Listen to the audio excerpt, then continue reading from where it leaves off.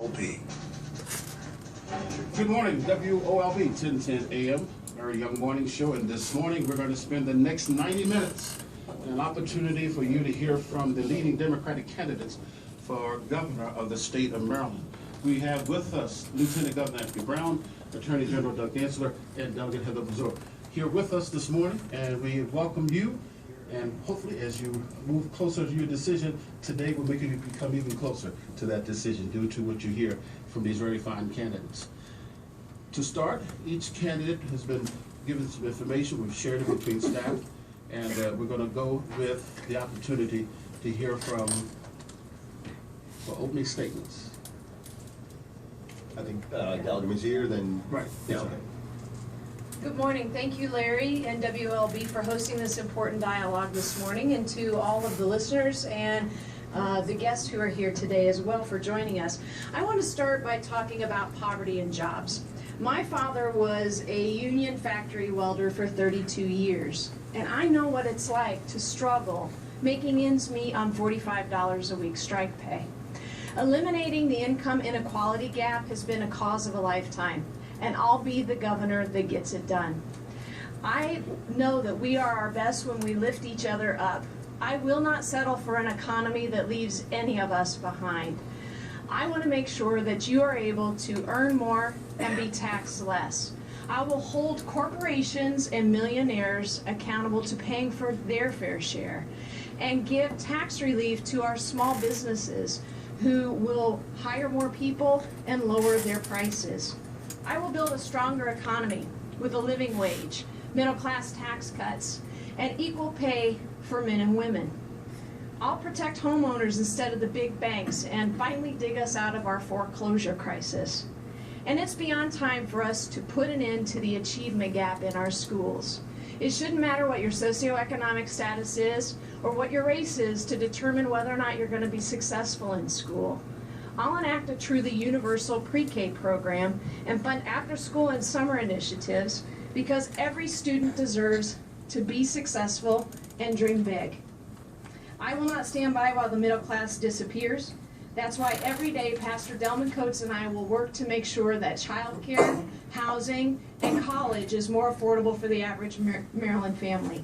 Our state government has worked on behalf of the wealthiest few and the special interests for too long. We need to return Annapolis to the people and elect a middle-class champion as our next governor. Very well. Attorney General Gansler. Thank you, Senator Young. Baltimore needs a governor. Along with my Lieutenant Governor, Jolene Ivey, I'm asking for your vote on June 24th so that I can continue to help the people of Baltimore. The O'Malley and Brown administration have had 8 years, and they've failed you, the people of Baltimore. I grew up in Maryland. As a child, I've been coming to Baltimore, and I began my first public service job in Maryland in 1989, before my two opponents ever stepped foot in our state.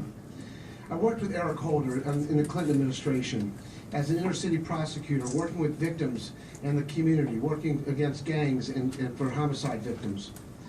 I started the first Civil Rights Division in the Attorney General's office here in Baltimore. We worked on voting rights and fixing the minority achievement gap in higher education. Elected as the president of all the attorney generals in the country, I was able to help get $1.5 billion into the city of Baltimore to keep and Maryland, to keep tens of thousands of families in their homes and that would have otherwise been foreclosed upon.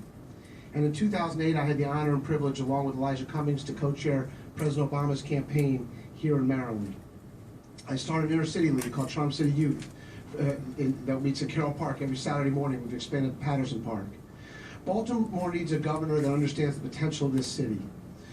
When I announced I was running for governor, I didn't do it at the Inner Harbor. I did it in the neighborhoods, in Reservoir Hill. I've worked here for the last 8 years as your Attorney General. During this campaign, I've been able to frame the dialogue and been able to have my opponents follow my lead on discussing 3 major issues that affect our city. One is that we have the second worst minority achievement gap in the country. And I was the first of the 3 of us to call for something that is desperately needed, and that is the expansion of pre-K from half-day to full-day for all of our state. 2, the issue of reentry. 59% of the prisoners who are released from jail come back to Baltimore City, and almost half go right back into jail. We have a revolving door in our criminal justice system.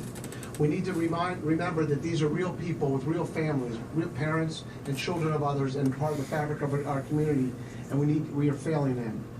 And 3, we need to expand vocational and career apprenticeships and opportunities for all of all Marylanders, including those here in Baltimore. I'm the only one of the 3 of us who's actually led government organizations. I've done so for the last 16 years. I've met budgets, and we've been effectively helping the people of Maryland. For the last 22 years, I've been seeing things are unfair and wrong, and fighting relentlessly to fix them and get things done. I look forward to being your governor in the upcoming years. Thank you very much. Lieutenant Governor Anthony Brown. Thank you, Senator Young. I want to thank you for not only hosting this morning's debate, this discussion, but also for your years of service on a radio and bringing the voice of the people to radio. Also want to thank you for your years of service to the people of Maryland in the General Assembly, and I want to thank WOLB. Look, Maryland's a great state. But I'm running for governor because I believe, like so many Marylanders, that Maryland can be better. And it's got to be better for more Marylanders. I visited with Marylanders in living rooms, in restaurants, in corporate boardrooms. With Marylanders, that's my first punchline for the day. With Marylanders across the state, talking about how we build a better Maryland for more Marylanders. You know, I'm about a generation removed from poverty. My father was raised by his grandmother in a 1-bedroom home on a dirt floor in Kingston, Jamaica, a neighborhood called Jonestown. And when my father was about the same age as my 14-year-old sons are today, he wrote a letter to his mother, my grandmother, who was already in this country. And he said, "Mom, bring me to the United States." So he told her, he said he wanted to be a doctor. He'd seen a lot of illness and injury, much of it that never went treated, and he wanted to make a difference. My grandmother was not a wealthy woman. She was a domestic. She worked for wealthy families. She saved her money. She was a woman without an education, but knew the importance of an education. She brought my father to this country. He was the first in our family to get a college education. And then he spent a lifetime as a family doctor, house calls, hospital rounds, evenings, weekends, serving some of the poorest communities near where I grew up. My father loved his patients. My father taught me the lesson of service. I knew I wanted to be just like my father when I grew up. I didn't go to medical school. I went to law school. But for the last 16 years in Annapolis and in Maryland, and for 30 years in the United States Army, I've had the privilege of serving my neighbors. Maryland's a great state, but we can make it better. We have built some of the best schools in the nation, but our work continues until every child has access to a world-class education, whether you're educated in Baltimore City, Bethesda, Chevy Chase, or anywhere in this state. We've driven crime down to levels we haven't seen in 3 decades. Our inmate population is smaller today, and recidivism has gone from closer to 50% to closer to 40%. But we can do better because there are states that have a recidivism rate in the low 20s.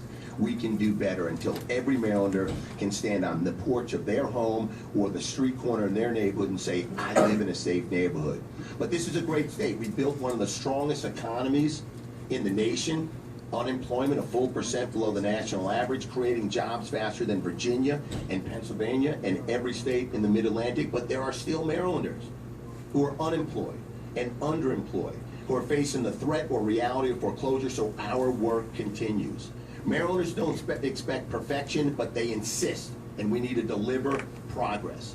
I've got a plan, whether it's pre-K education expansion, career technology education, my 5 points jobs plan, my affordable housing plan, and I hope that these are the issues.